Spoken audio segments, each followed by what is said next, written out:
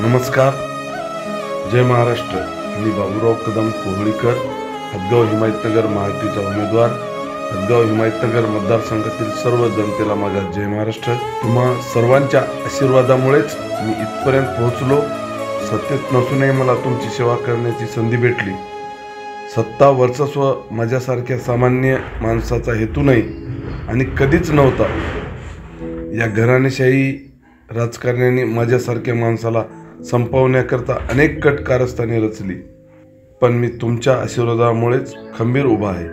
मागील 30 वर्षापासून अहोरात्र मी तुमची सेवा करत आहे आणि करत राहील। आपल्या मतदारसंघातील जवळजवळ सर्वांनाच माझ्याबद्दल माहिती आहे। माझ्यामार्फत झालेली कामे देखील माहिती आहेत। तरी मी कुठे कमी पडत आहे, नशिबाने, दुर्दैवाने की धनदौलतीने, हे कळत नाही। येणाऱ्या काळात माझ्यासारखा माणूस संपला तर भविष्यात सामान्य कुटुंबातील व्यक्ती कधीच या सत्ताधाऱ्यांच्या विरोधात उभे राहण्याची हिंमत करणार नाही। माझ्या मायबाप जनतेला माझी कळकळीची विनंती आहे, ही माझी शेवटची लढाई आहे। मला तुमच्या सर्वांची साथ हवी आहे। येणाऱ्या 20 नोव्हेंबर रोजी माझ्यावर विश्वास टाकून क्रमांक 1 वरील धनुष्यबाण चिन्हासमोरील बटन दाबून मला विधानसभेत तुमचा प्रतिनिधी म्हणून पाठवा। निवडणुका येतात, निवडणुका जातात, परंतु बंधूंनो, माझी ही शेवटची लढाई आहे।